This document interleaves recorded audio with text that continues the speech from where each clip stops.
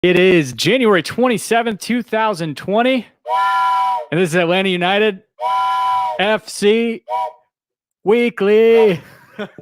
A Home Before Dark podcast. I am Tim Herb. As always, I'm joined by my lovely co-host, Mr. Kevin Bradley. The sober one. Cheers to the weekdays. Yes, the bearded one is the sober one. Well, I mean, both of us are sober. Welcome to my life, Kevin. I don't like it. Don't.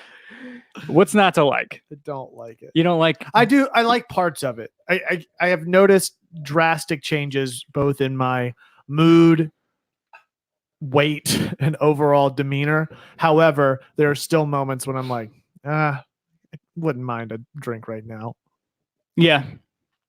I don't know what that's like. Or just, okay, to put it in a way that you could relate to. There's been times when I'm like, I really wish I could have a donut right now, or something like pancakes or something. I don't know, like, because I've cut out everything. So have I. It's just not good. So have I. Yeah, it's new year, new us, all that good stuff. We've recorded once since the new year, right? Or no? I think so. There's a lost episode in there somewhere, guys, that never got posted. Oh yeah, I just went to YouTube. That's right. Yeah, it did go to YouTube. 117. Clayton Poss says Edge is back. I'm also wearing a Stick to Your Gun shirt, and they're a straight edge hardcore band. So at least a handful of them are. Carl Seggy, Elliot Beaven, Clayton Poss. Welcome, fellas. Glad to have you guys with us. It feels good. I think we're back to a regular recording schedule starting today. So. Yeah, I think so. I mean, there's enough stuff ramping up. If not, it'll at least be more regular than it has been. Maybe every other week instead of once a month or something like that. But there's been enough going on to warrant an actual conversation on here, which is nice. But, you talking about feeling good, seeing these people in the trap is awesome.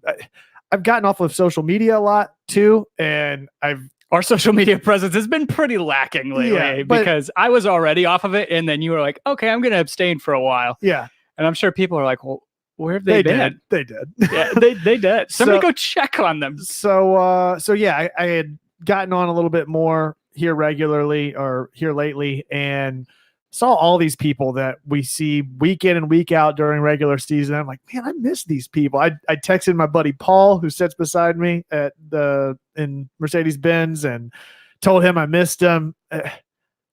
It's starting to come back around now. Is that too heavy? Little much, little hot and heavy in here. It is heavy. It's hot. Yeah.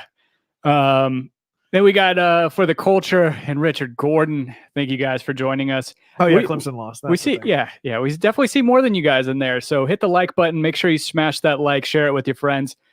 Above all else, grow the trap community because we're coming back. Greg, we haven't forgot about you guys. We have been flying by the seat of our pants when we're scheduling these, and we're going to schedule like an actual roundtable. Hopefully, I would hope soon. Yeah, because I feel very out of the loop right now. But this is about the time when we start to, again, we're ramping back up for regular season. We'll get all of the familiar faces and people and places in here. Let's see if you get this reference. Clayton Poss says Rated RKO reunion or we riot. Do you remember Rated RKO? No. I want to say, and I may be speaking out of school here, but Rated R Superstar Edge from WWE and then Randy Orton. Nope. I'm pretty sure that was their tag team. Rings and not a bell to me. Oh, Chris Fillingham coming in and just dropping the sadness or dropping. I mean, we're going to talk about it a good bit. I think we'd be remiss not to talk about it. But and LA Beaven, Chris is saying, can we get Gressel back? LA Beaven is saying Atlanta United won their first preseason game. But first, if you guys are watching on YouTube, make sure that you hit the subscribe button, the notification bell icon, so that you know whenever we go live. Make sure that you smash the like, as I said. And then also, if you guys are listening to us on Apple Podcasts, on Stitcher, leave us a rating and or a review. Let us know what you think of the show, good or bad. Leave us a review, leave us a rating, let us know. And we will read it alive? Read it live and aloud on the show. So close to 200. I just want to hit 200. Yeah. We'll get it, right? I mean, we just need 17 more. If I post these to iTunes, that's true. That's very true. That's probably not helping us. Yeah, Chris Berry saying "Love the Rev mug." Represent Smyrna. Yeah, we moved to the other side of the city, and yeah, my wife and I lived in Smyrna for a year and a half, something like that, and still like use it as an excuse to. Anytime we go over there, we always make an excuse to go to Rev. They're great. We have a bag of their coffee in our cabinet too. But yeah, 200 reviews would be freaking awesome. I'd like to get Dan back. I texted him the other day too. Speaking of people I miss, I texted him yesterday and told him I missed him. And I know his schedule's crazy. We've got to find some way to get him on, kidnap him or something. We'll figure out a way. Yeah. Yeah. And because Greg came over to the old studio at the old house. Yeah. He said we lived by DDP Yoga. That's we right. did. We lived probably 5 minutes from Dallas Page's yoga studio. I don't think he calls it that anymore, right? Oh shit, I forgot. We got to get a frame for this. We do. I think I'm gonna build one. If you guys follow along with Bubble Stuff, we haven't done that in a while either, but been working on some woodworking projects. Finally got to the point where it got the shop in some sort of organized shape or fashion. I have some cherry that I think would look really awesome. Red accenting that gold. What are you gonna do for the glass? I either go to, the problem. So I worked at Hobby Lobby in the framing department.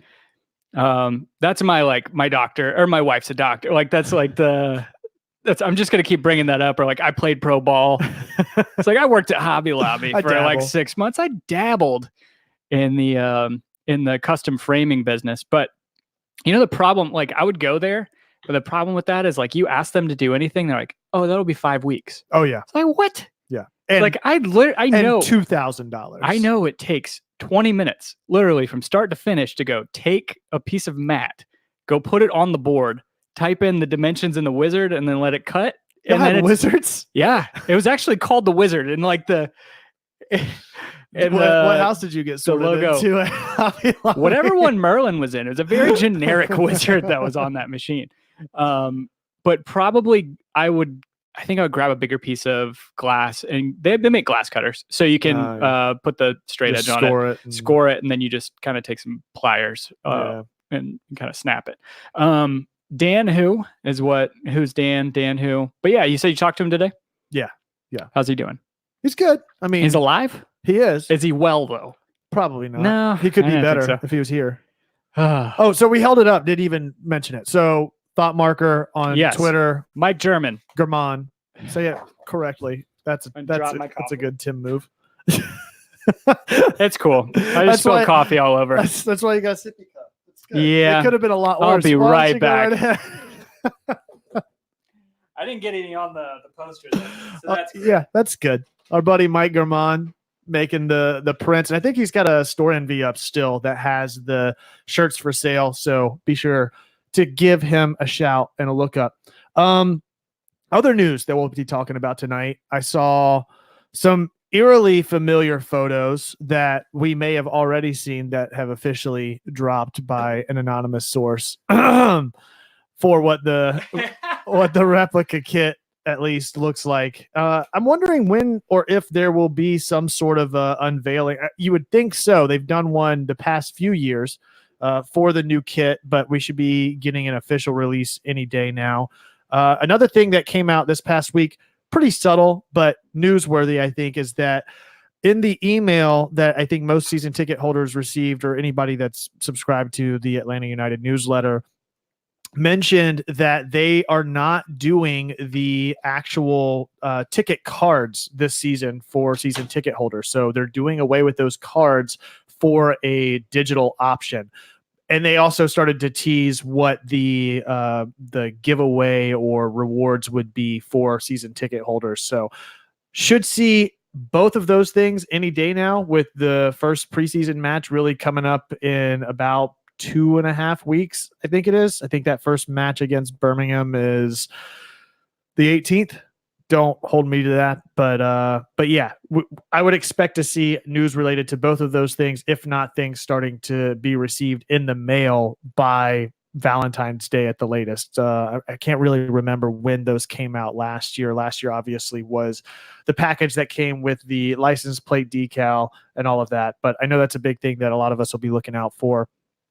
And yeah, what do you guys think about no ticket cards and changing to a digital version? Also, the revamped app in general. Tim has abandoned me, so we'll just roll into the actual content of the show. Atlanta United had a friendly this week against New York Red Bulls. How you doing? Struggling, but I had nothing else to just fill time with, so I'm going to actually start talking about real things now. You got some spot shot over there? It's Resolve. We're a Resolve family. We don't do spot shot. Oh God. And just like that confident quarterback that throws an interception, I'm going back into the game and I'm throwing a pass. There you go. So Greg mentions that the cards should have been made optional. Oh, I thought he was saying that they should have been to everybody, but he was making that as a suggestion. Yeah, I agree. I get it though. Save it and not spend the money on that. I bet that there are some metrics that validate that decision to convert from the plastic cards to the digital version, and it would be a substantial savings on the club's part to not have to do all of the RFID stuff that goes into those cards and then all the lanyards and everything else associated with it. I'm okay. It doesn't hurt me too much. Those cards probably don't. How many season ticket holders do we have? 35,000. So at that level, you're probably talking for those cards less than probably $2 a card.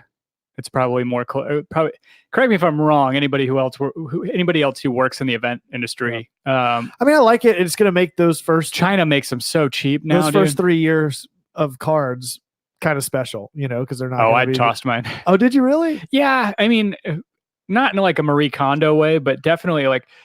After my car wreck and after like clearing out the car, I just want to get rid of shit. Yeah. It's like, I wasn't going to do anything with it. Like, I have a stack of programs sitting over there that I haven't done anything with since season 1. Right. One of them is autographed by Big Red. Yeah. But, oh shit. New name in the trap. Adam Alcorn saying greetings from North California. NorCal, saying them 5 stripes for life. Hell yeah. That's for sure. That's awesome. Feel ya. I think Chris Berry might be a new name in the trap too. He was talking about Rev earlier. I like it. Yeah, What are your thoughts on going digital? Do you have an issue with it? As a sober person, I have no issues with it. But as a sober person, yeah, because what's going to happen inevitably, and it's probably not just sober people. I don't know. This is going to sound stupid. It's probably too hard of a metric to measure, but how much social media after the first couple games, how much social media activity prior to the game is going to dip with people like trying to reserve their phone battery? Because you think about how long they go before the game, like how many people are in the Gulch or the backyard actually drinking. But people who are getting drunk, not thinking about their phone battery, not thinking about or losing their, like the second somebody loses their phone, I know they're going to have avenues, I think, for people to go down to try and find. Yeah, they've got to have something as a recourse. There has to be, especially if they're not going to allow that. My issue with it is they have to change the laws and the restrictions for Mercedes-Benz Stadium, because right now portable phone chargers are not allowed into MBS, and they will make you throw them away at the door. Some people are able to sneak through, which is such a silly thing because they sent out rechargeable batteries that second year. Either way, they have to rethink that mandate if they're going to only go to a digital card version for all the points that you're mentioning right now, because you have to think about your battery life going into the gate, because if your phone dies, you can't bring in a charger or have a means to bring that ticket up to validate it whenever you're going into the gate. How much would it cost them, do you think, to add charging stations to sections of the stadium? Well, they have some, right? But like adding them to near the seats. No, that would be pretty expensive. At that point, you're already in, right? It doesn't matter. You don't really need your tickets once you're in the door. It's more so to get into the gate. So, Patrick Hansel brings up a good point too. He's saying thousands more people using their phones to get in, which clogs the networks. So it needs to be some sort of offline version. So I use Wallet a decent amount, right? Yeah. I'll add, like when I go to Hawks games or anything like that, I'll add that to my wallet so that whenever I'm offline. But if you're trying to add that, during the game is tough, man. The other big problem, Ticketmaster sucks too. Oh, absolutely. And the other big problem I've had is that with those new digital like the new digital tickets that they have with the barcodes, every time I went to go put it, it would bring up Apple Pay on my phone. And I'd had like it was just so finicky with the scanner, it would bring up Apple Pay for some And you reason can't- instead of scanning my ticket. And I don't know if Ticketmaster has him. So I know a while ago they were toying with the idea of dynamic barcodes. So they would, every 5 minutes or so, their server would refresh, regenerate everybody's ticket barcode. So you can't take a screenshot of it. The new ones are that way. It doesn't change the barcode. It just has that little motion thing that runs over the face of it. So it picks up that movement of the thing that's tracking back and forth across the ticket. So I don't know, but it'll be interesting to see. I'm sure that there will be some hiccups associated with it that are going to need to get ironed out. Interesting. Yeah, so that's what Dean was saying. He said currently doesn't the QR change every so often? It does. And then whenever you go into the stadium, dude, good luck if you're trying to get it onto your phone, especially the non-season ticket holders. Yeah, trying to pull that up. Well, I guess that would always be an issue. But something I was trying to find in here, Carl Segi was saying that he always walked in with his charger, no problem. And so does... Oh, yeah. People, I'm not saying that you can't, but every now and then you get those sticklers at the gate. Talk to Robin Sagini. She had that happen to her where they ended up throwing hers away. And I know several other people that it's spelled out on the Mercedes-Benz stadium rules and regulations that those batteries are not allowed into the stadium. And it's all dependent on whether or not you get some asshole at the gate that doesn't want those coming in or wants to turn it away for some reason. But they're supposedly not allowed. Yeah. Well, yeah, I don't know. Richard Gordon said if you send it to Apple Pay or Google Pay, you don't need the network. And that is the move. That's what you need to do. Yeah. Like I said, I just put a comment in there, but people are going to learn some hard lessons. Yeah. And Atlanta United they're going to feel the pain a little bit to start the game or to start the season. Okay. I'm sure social media will have much to say about it. Okay. What'd you talk about while I was really only gone for like 3 minutes.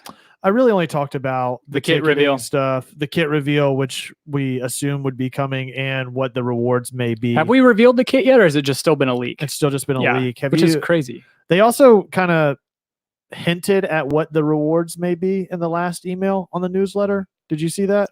I did not. It looked like some sort of a medallion of some kind. It was like a gold Atlanta United crest, and I don't know what to take that to potentially be. But yeah.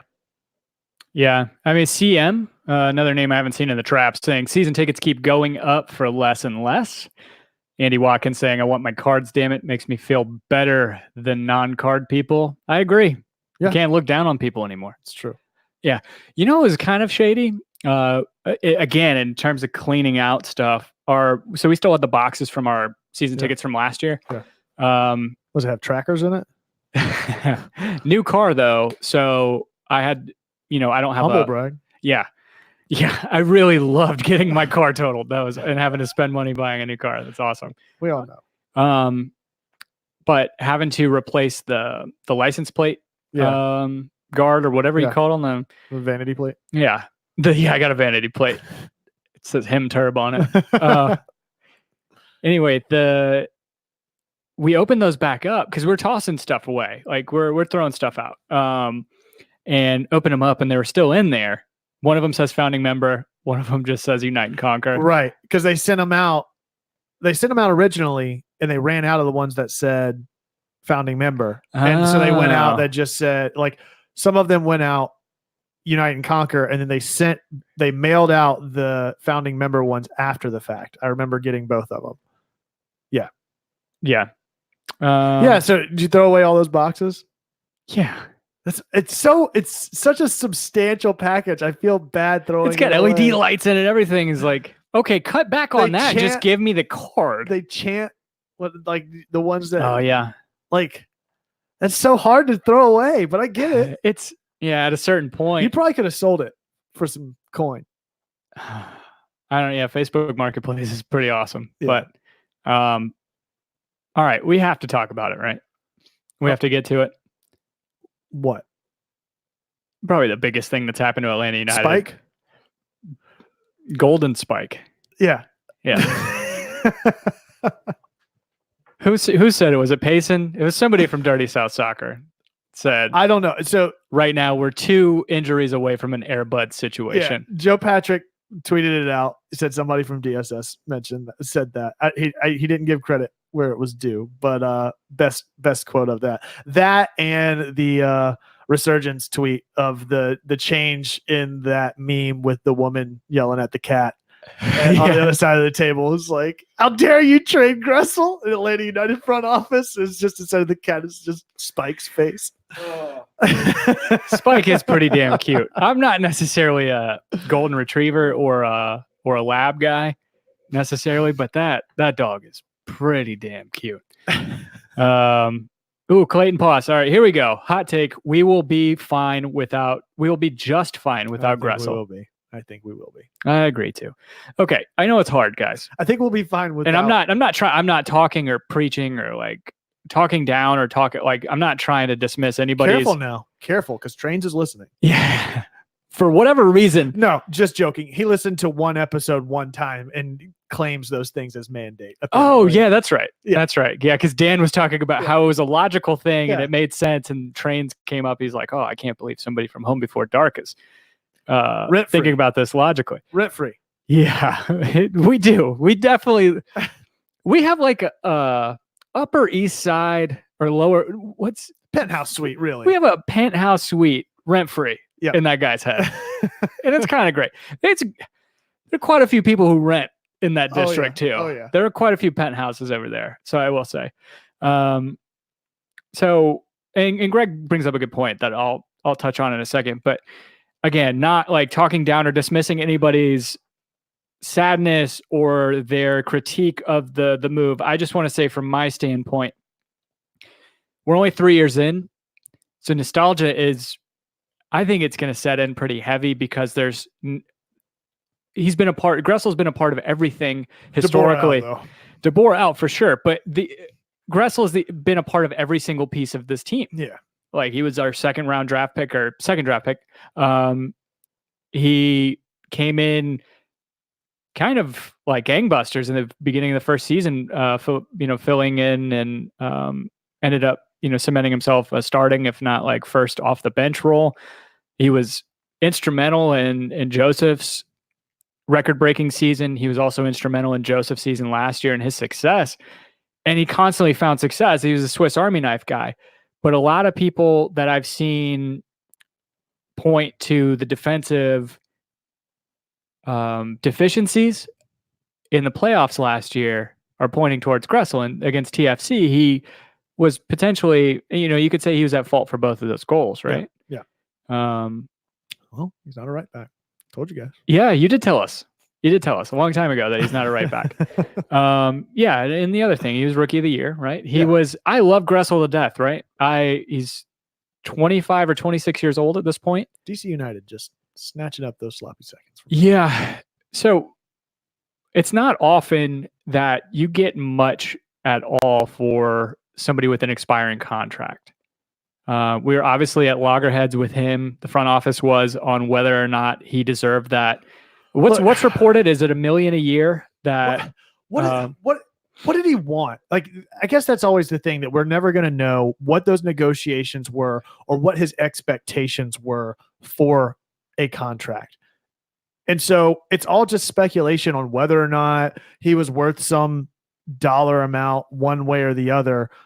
Let's say it was what we sold him to DC United or traded him to DC United for, which was, let's say, $1 million a year. How much was he making? I mean, he was making a fraction of that last year. Right. And there's no way in hell. I mean, our salary and the way that our team is structured right now cannot facilitate something like that. And we're certainly not going to free up a DP spot to pay him that amount of money. I just don't know how that works financially in this organization and the way it's structured currently.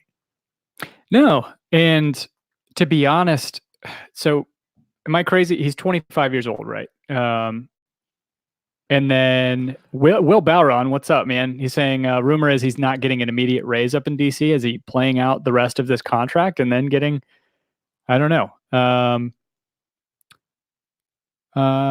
Sorry. Yeah. I mean, for a guy who is on an expiring contract who and Andy was saying it's about 700,000 for his desired wages. Yeah.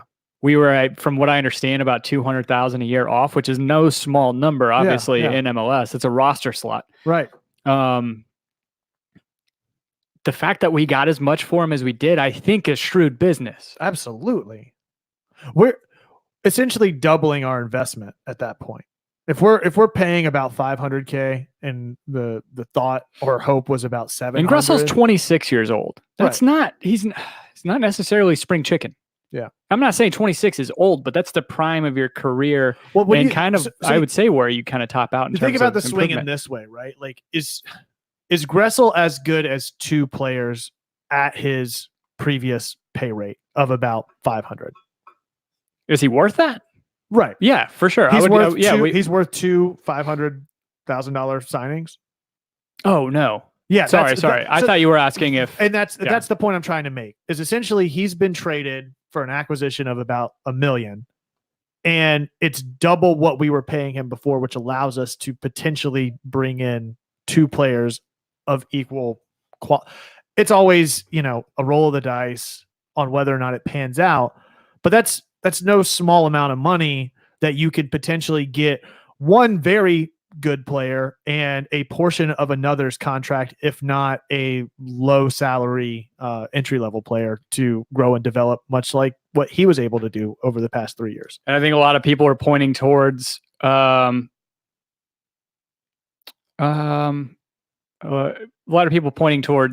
Hyndman and critiquing that deal. I think that's a fair assessment right now. I don't disagree with that.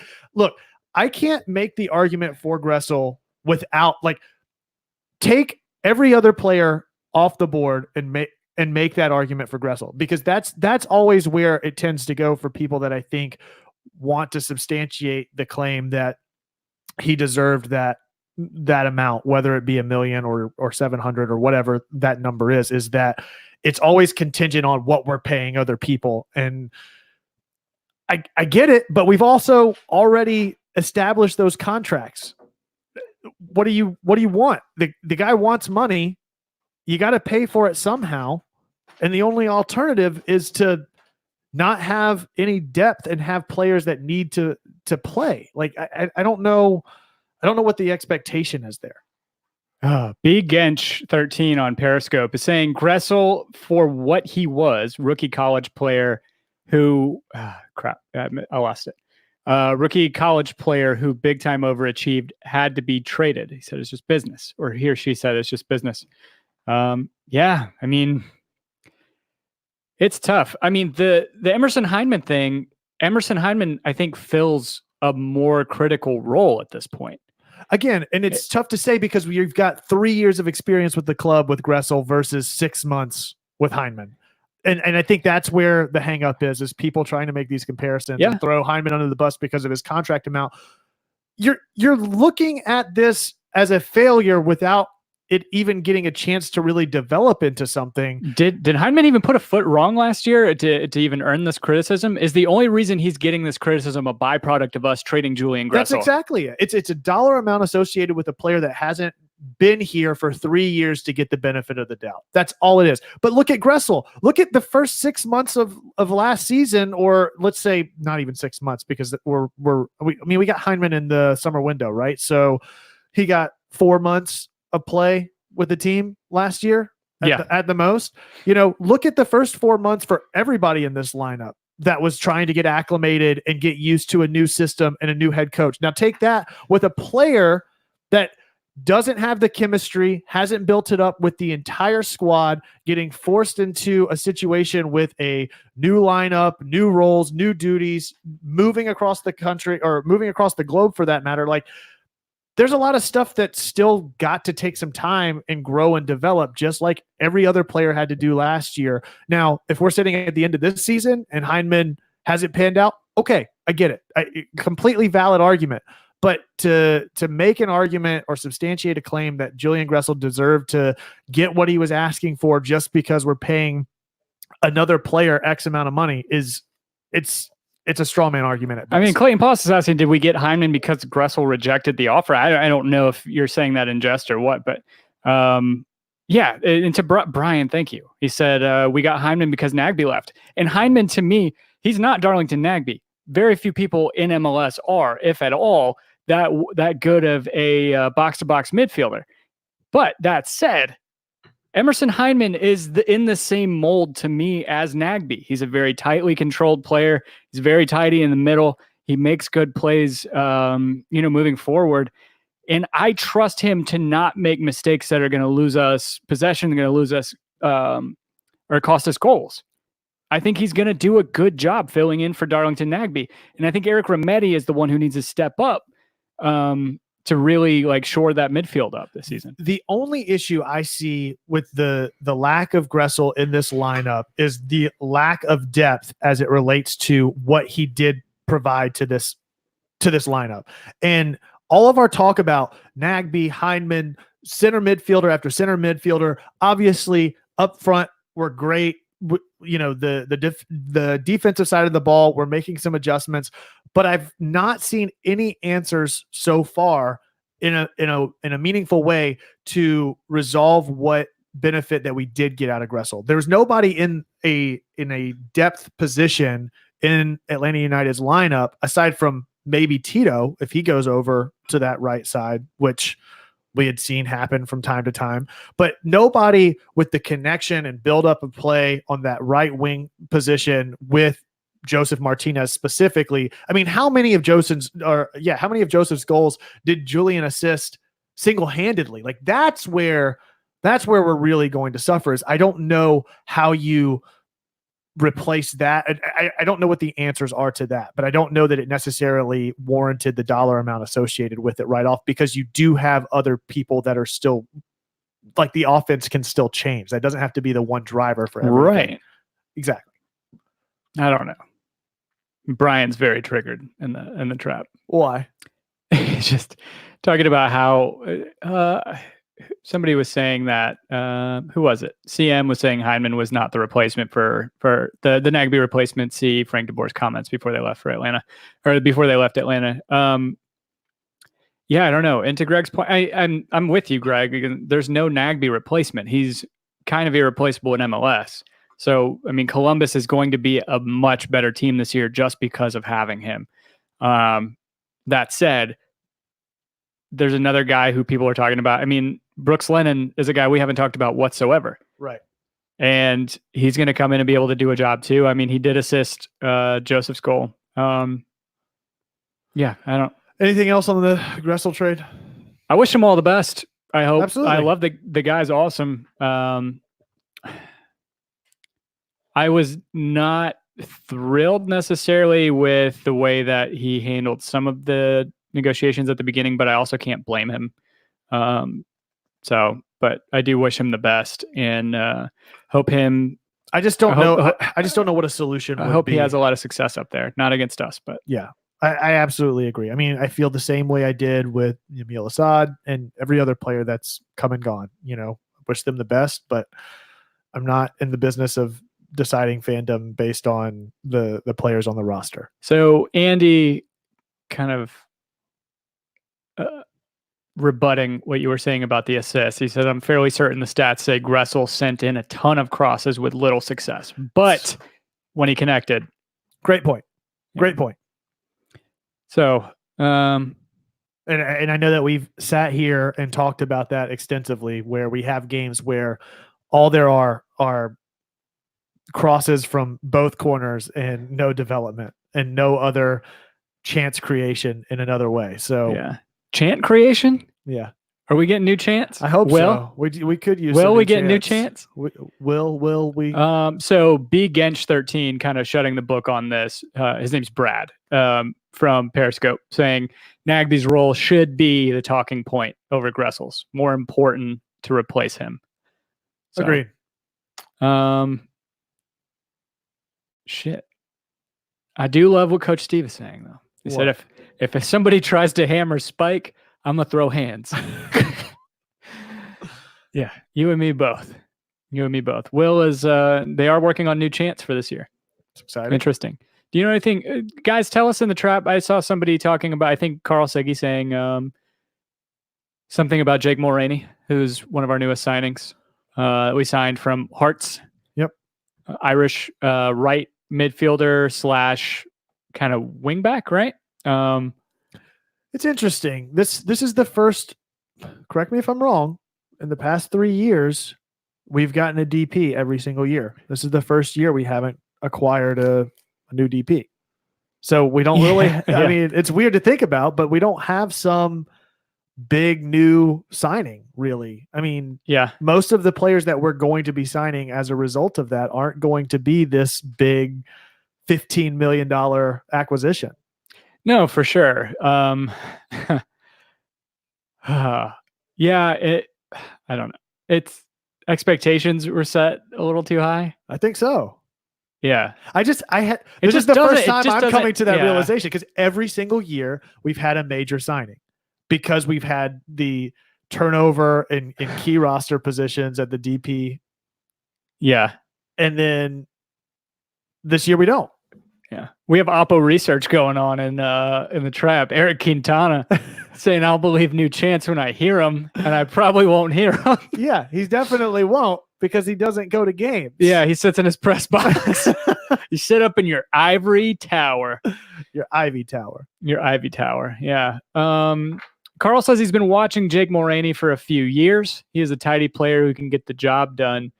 You guys are chatting too much. Offers the same moving forward as Gressel, but offers much more defending. So that's interesting. And apparently a lot of Hearts fans on Twitter, I don't know if they are necessarily, I don't know how accurate they are or if they're upset that he's leaving, but a lot of them were trashing him, saying he's a wage stealer. Like it was not great to look into. I hope that didn't seep into the fan base whatsoever. I hope that we hope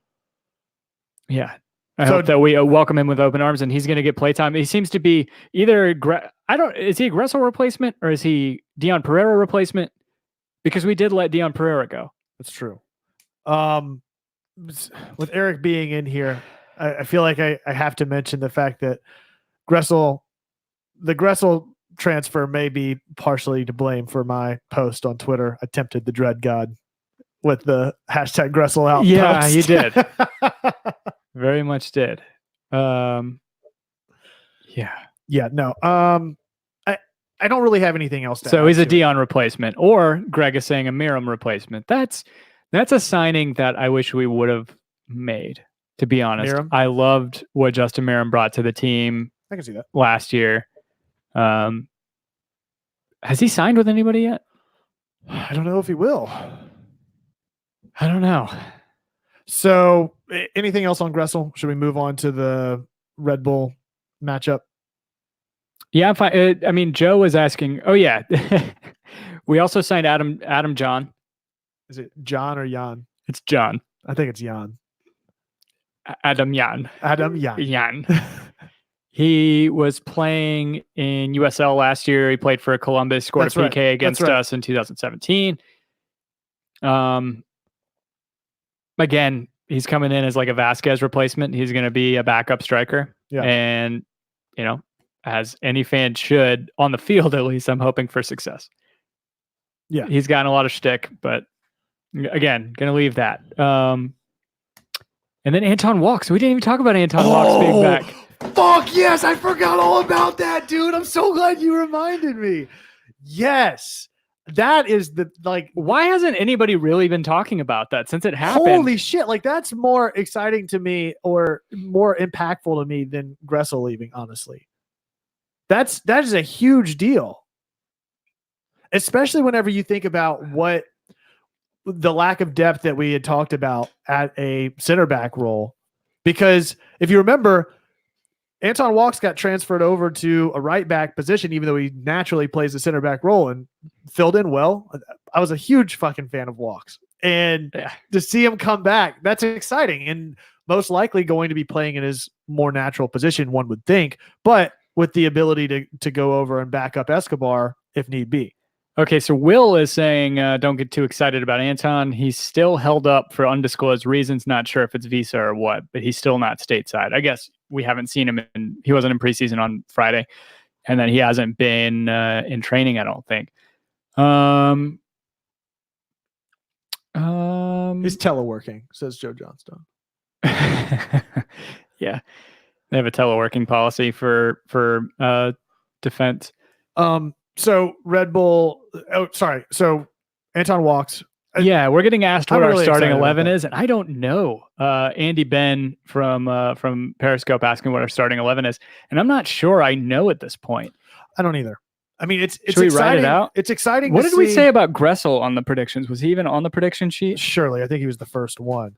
I said that he would stay. You said that he would be gone. Okay, 450,000 is what he was making.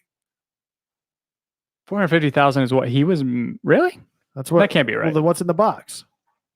Where's Gressel? These are all your notes. These are terrible, by the way.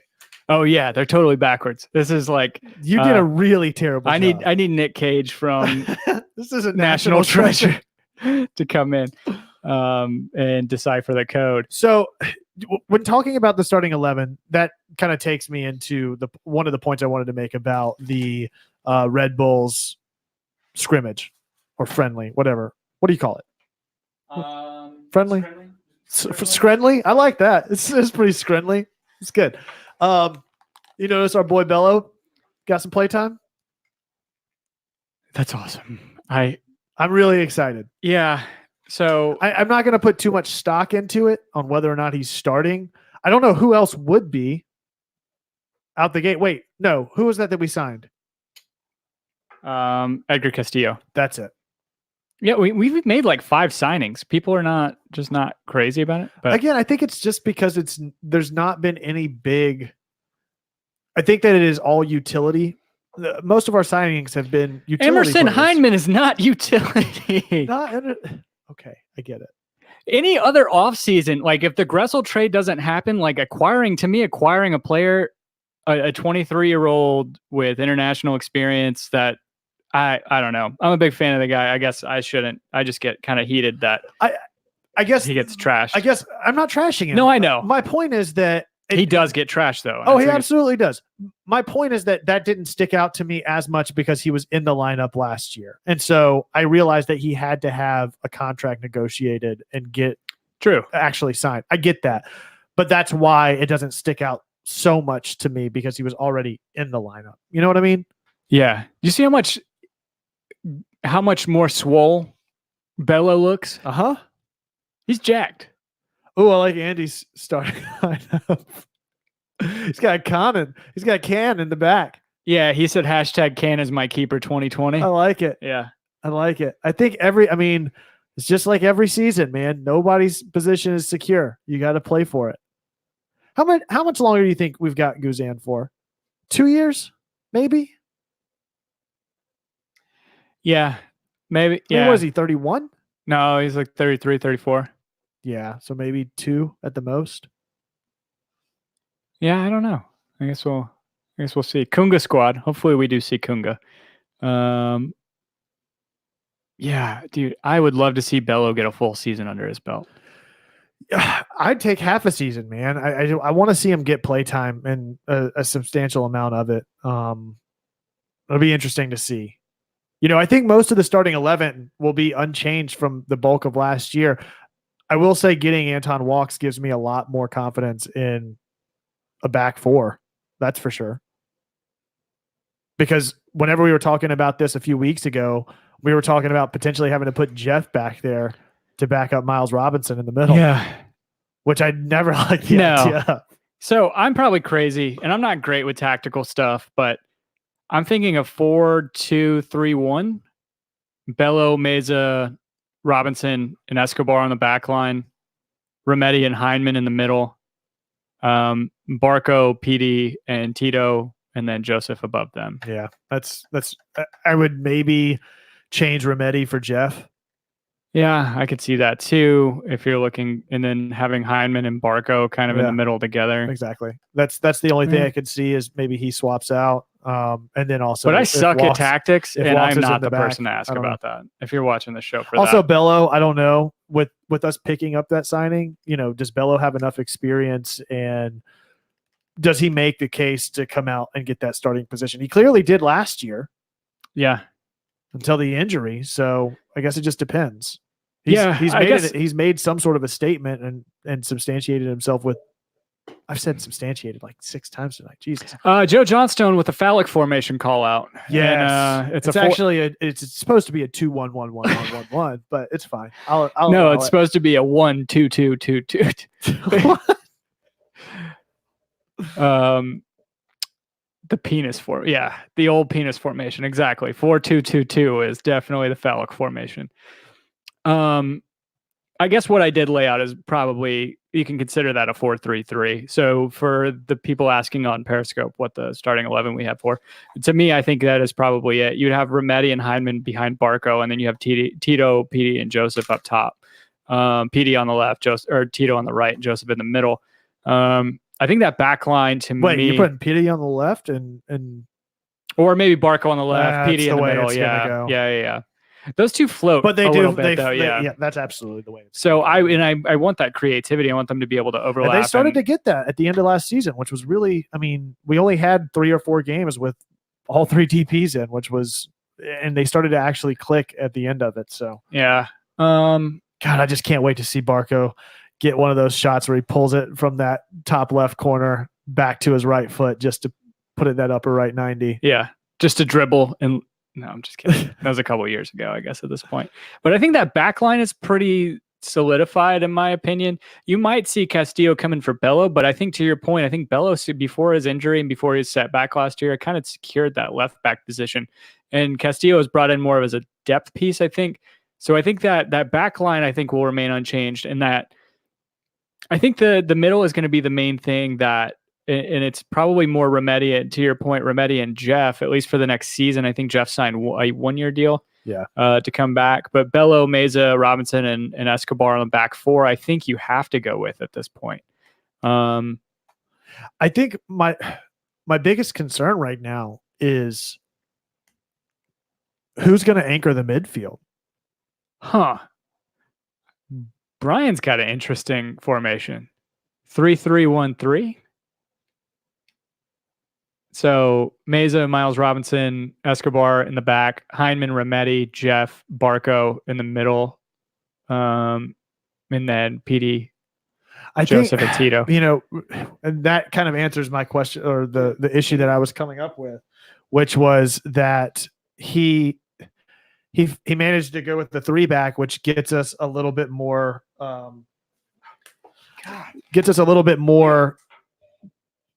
More players in the midfield. Sorry, Pirlo's eating his feet. Gets us more players in the midfield versus so much on the back line and then too much on the front and nobody trying to take space and play control in the middle of the field. Going to a 3-back, it's going to require one of those players to drop back more times than not, but at least you have a little bit more to work with in the midfield. My fear is if you go to a 4-back and then you've got Barco, Petey, Tito, and Joseph up top, that's 8 players on either end of the field.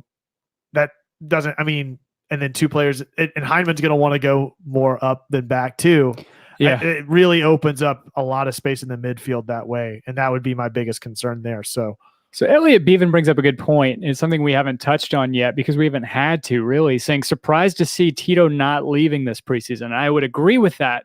It also he seems quite jovial right now. And I'm really looking forward to seeing what he has in store or what Frank de Boer has in store for Tito this season, because he would have been an easy one if he really wanted to move away from or move on from. He could have. Absolutely. I feel like we could have sold Tito to a number of Mexican or South American teams. Yeah, I agree.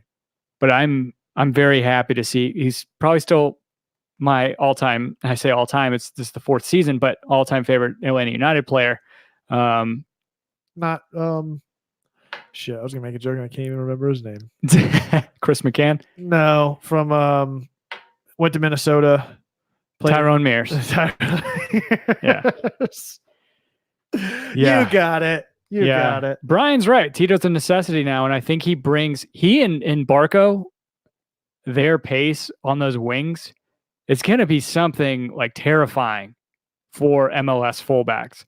I think it's going to be great, man. I'm really looking forward to this season. We did get the win against New York Red Bulls. I was listening to Soccer Down Here today. Jason Longshore was talking about how there was a lot of intensity for a scrimmage, like a behind closed doors scrimmage, which is good. Yeah, I mean, absolutely. to Jason's point, the teams don't like each other, and they really went at it, which is good. We have to be in this mindset already going into CCL so soon. Yeah. I mean, I feel like we're going to be better prepared going into it than we were last year. That's for sure. Greg, or you laughing at what Greg said? He's a Tyrone Mears abs are my favorite player and everything I hope to be one day. You're not wrong. He's not wrong. He's not wrong. No. Please tell me you saw, on a side note, you saw that Guy Fieri tweet. Which one? There's so many. The Kermit the Frog one? No. Okay, keep talking. I got to find it for you. Stop putting me in this position where I just have to keep having monologues. Jesus. Come on, Colbert. You got this, Jimmy Kimmel. Oh, man. So we got to get some new merch going on our end. Oh, my God. It's a picture he photoshopped. We retweeted it, but it's Guy Fieri saying, some of y'all never been to Flavortown, but that's none of my business. And it's Kermit with a fire bowling shirt on and the spiked hair and sunglasses. This is pretty amazing. Yeah, we do need some new merch. I know. I got to get to work on it. Yeah. Anything else for this week? What is Greg talking about? He said, did we point to the WrestleMania sign yet? No, I don't. No idea what that is. I'm not sure. Anything else? New merch? What are you talking about? Oh yeah. I gotta get some stuff in the works for that. So we'll get something up and in the store. We still have stuff in our store at gethomebeforedark.com/shop. We're going to work to get it revamped. Yeah. Some other stuff in there. We say that every year. I might get some woodworking stuff in there. Yeah. I like doing this. I like making this stuff. I just can't do more than one or two things a year. It's just too time consuming. You get too sucked into it. Yeah. Anything else for this week? No, sorry. We're getting back into it, guys. We're a little late getting started. Yeah. We got to figure it out though. Yeah. I think so anyway. Audacity still doesn't work on the new Mac Catalina, which is awesome. Oh, I mean, we got to do a fucking State of the Union. Oh, we do need to do a State of the Union. We did last year. We need to go back and see if we held up we started the offside trap, which we got way too far in over our heads on that one. Definitely want to do some more of those. CM is asking what the whiskey is. This is the Glenn Levitt. Glenn Levitt? Is that what it is? Glenn Levitt. Oh, Glenn Levitt, single malt scotch. There's other liquor around here, but Kevin, did you tell everybody what you're doing? No. Why you're sober right now and you're not drinking at all? Because I'm pulling the ripcord. He's pulling the ripcord. So I will be off air and out of touch for the first 2 weeks in April. CM says, man, it's gone downhill. Taking a trip down to Peru for the first 2 weeks in April. Gonna do ayahuasca and hike the Inca Trail. Not at the same time, but yeah, doing an ayahuasca retreat and then gonna hike Inca Trail after that. Try to find myself. It's gonna get it's my you're gonna be seeing all kinds of stuff. It's my yeet, pray, love. Yeah. So I dubbed it was Yeet, Pray, Love. So Kevin is going down and, as the kids say nowadays, living his best life. Do they still say that? I don't think so. So first 90 days of the year is just getting my body ready to be completely broken down whenever I go down there. Yeah, Brian wants a documentary. Our buddy JP has already said, I'm really concerned. I got a feeling this is going to be a buddy movie where me and Tim have to go down into the jungle and rescue you, and you swing down completely naked with a blow dart gun. Yeah, I mean, Greg is saying it's while you're gone, it's going to be me. I might need to take the mobile rig, actually. Me, him, and White Claw Will going to be recording while you're gone. Yeah, it's gonna be It's going to be insane. He's I'm not excited doing the for he's him. not doing the frog poison or anything like that. No, it's the traditional method with root Where the and ladies leaves. chew it all up and they Yeah, spit it out into the exactly. drink. They baby bird it to you. Because that's how they make cassava liquor. Yeah. Is that liquor or is that the ayahuasca? No, it's definitely not the Oh, ayahuasca. okay. The ayahuasca is brewed like a tea. There's the root and the leaves, and one of them has the DMT, the other one has your MAOI inhibitor, and that's how they get it. Really psyched. It's gonna be great. You don't seem nervous at all. I'm getting more. I'll practice. I'll baby bird you some stuff. I feel like I'm in the right headspace for it. I'm looking forward to it. I am nervous just because it is definitely.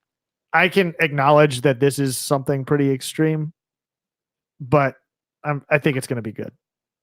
Yeah. It's all your thoughts and mindset going into it, and that's the whole thing of like trying to not drink, eat better, go work out, all that, to try to just be in the best version of myself going into this, because I'm going to be confronted with parts of myself that I don't know. That's my fear about even getting in the float tank, let alone. Oh, that's been good. I've been doing that too, which helps.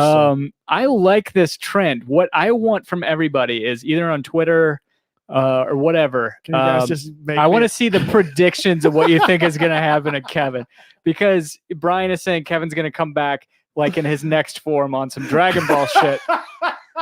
He's definitely going to be he's going Ascendant Saiyan. So and then Will saying Kev's going to come back wearing a poncho made of his own hair, talking about how we need to disconnect from electricity. I want to see everybody's Kevin's going to come back with hair. I like that plan. Oh, I like that. Yeah. Joe Johnston full castaway.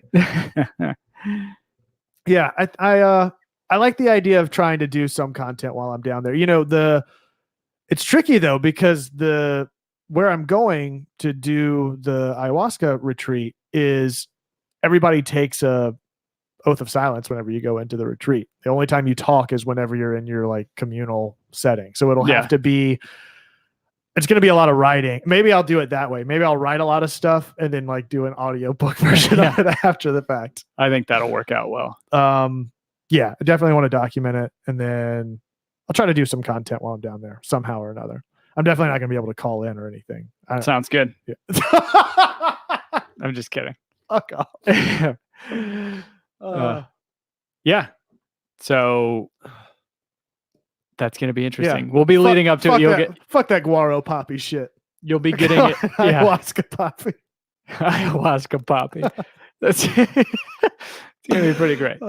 Okay. And I look forward to seeing you increasingly more nervous. And then it's going to be like Clemson week, game weeks. You're going to be so nervous leading up. And then the last week, I'm going to win this. I'm going to win ayahuasca, bro. We totally got this. I'm going to do psychedelics. I'm just so win. Yeah. All American. Yeah. Can you imagine me not talking for a week? No. No. In fairness, can you imagine a week of me not talking? Probably not. You know what I think is going to be the toughest part? This is such a I love you, man thing I'm about to say. The toughest part, I think, of me going on this trip, no pun intended, and unplugging, aside from the existential dread I have of unplugging from work for 2 weeks and the fear that everything is going to collapse. I know it won't. I can kind of justify that. I feel really weird that I'm not going to talk to you for 2 weeks. Yeah, it is going to be rather strange. That's really like, I'm not going to talk to anybody for 2 weeks. That's weird. I'm going to try to make sure I can at least send a text. So, hey, I'm alive. I'm not dead. But Andy Watkins, I will start that GoFundMe if you guys will donate to it. He said, anyone up with buying Kevin an entire suitcase full of American flag clothes? Yes. I do want to try to see if I can watch a game while I'm down there, though. I haven't had a time to look into it because I'll have some downtime in Lima in between things. So I'm gonna try to see what I can put together. Great. Sounds good. Yeah. All right. Ready to wrap up? Ready to wrap it up, man. So however you found us, thank you for checking us out. You can find us individually on Instagram more than Twitter. Tim, where can they find you? You can find me on Instagram at Tim Herb. Find me at The Architect. That's at _ARC1TECT. Collectively on all platforms at Home Before Dark. That's before spelled B and the number 4. Be sure to show us some love on whatever platform you found us on, whether it's a star, a thumbs up, a bell. You figure it out. Leave us a rating or a review on iTunes to hear it read aloud on the show, and send us your predictions on whether or not I come back. And if I do, which parts remain. We'll see you next week or the week after. Just kind of depends on what we get out of the next week of events. Yeah, it's true. Either way, we look forward to it. And until then, as always, be home before dark.